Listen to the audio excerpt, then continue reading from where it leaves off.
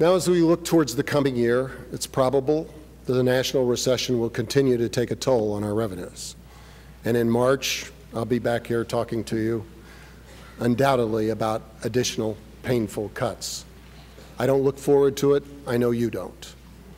Recognizing these harsh realities, we must continue to do everything we can to limit the impact of cuts on the state's most vulnerable citizens, our children's education, and public safety.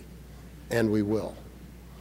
In addition, some of the work outside of the budget will also be complex and controversial. A case in point, I'm sending formal instruction to the local finance board to firmly enforce the 4% levy cap in the coming year. Last year, we saw 80% of reporting municipalities come in over that cap. In fact, 30% came in with increases of 10% or more. We need to reverse this pattern. By the way, it was only 2.2% for our school districts across the state. And that's why it's important we enact the pension deferral bill to give towns the tools to hold the line on property taxes during an economic recession. Additionally, I will ask Commissioner Doria to request for both the legislature and myself concrete recommendations on cost saving from shared services and consolidations to be submitted by the Consolidation Commission no later than March 31st. Finally, recognizing the economic realities and pressures of the current economic environment, I'm calling today for a one-year moratorium on the 2.5% fee, developer's fee, while additionally exempting projects that were in the pipeline before the fee was instituted. A second topic of vital concern is open space, and it's a tough one. Open space preservation has always been one of New Jersey's priorities. It's my preferred approach that we put in place a long-term funding solution.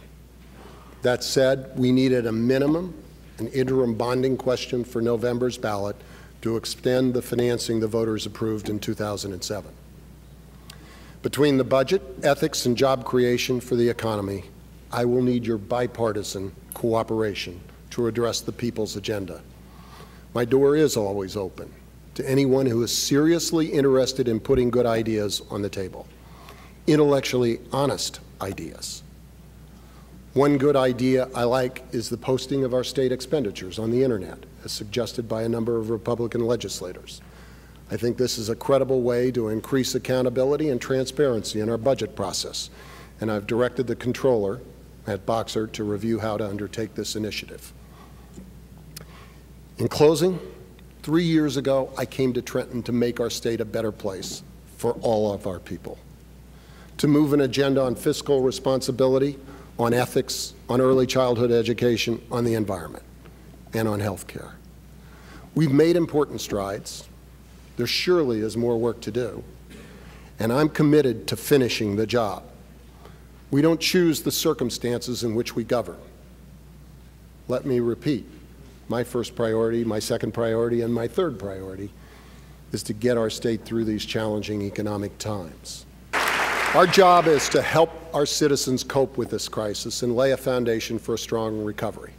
Great crises, through necessity, make us think clearly and practically about the most important responsibilities of government. Necessity forces us to choose our most vital objectives. Necessity focuses on our most important legacies.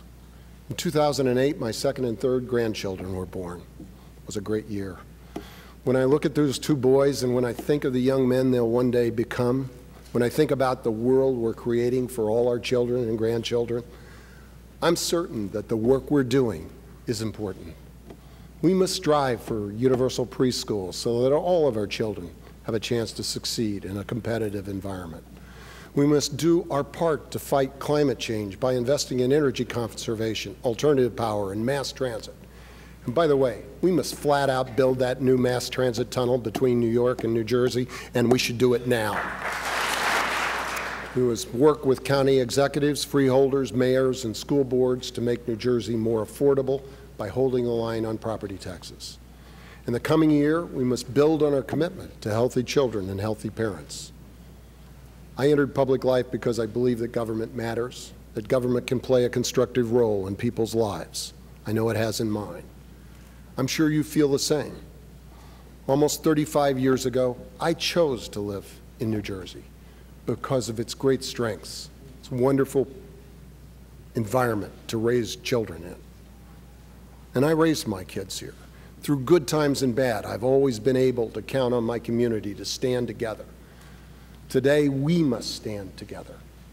In ordinary times, our job is tough, but these are no ordinary times. Given the magnitude of the national economic crisis, the challenges we face are unprecedented and daunting. I've never run from a challenge, and I'm not running from this one, and I don't think you are either. Everywhere I go, people ask me two basic questions. How long will this recession last? Have we seen the worst of it? I wish the answers were easy. They're not. The national recession undoubtedly will intensify in the next few months and will likely last beyond 2009. New Jersey's faring better than most other states by any standard. But when one worker loses his job, when one family loses its home, when one child goes without health care, our work is incomplete. Hubert Humphrey once offered that society's character is measured by how it treats those in the dawn of life, its children, how it treats those in the twilight of life, its seniors, and how it treats those in the shadows of life, those with special needs, the sick, and the forgotten. New Jerseyans have a strong character because New Jerseyans believe in our common good. That's why I have confidence if we pursue the common good together, we will get through these difficult times and we will emerge even stronger. Let me say this to the people of New Jersey. I may not always say what's popular, but you can be sure that what I say comes from my heart. Members of the legislature, we may not always agree, but we must always share a common commitment to making the world a better place for this generation and those beyond. It's fitting on this 200th anniversary of Abraham Lincoln's birth, we conclude with his hope. With firmness in the right as God gives us to see that right, let us strive on to finish the work we are in.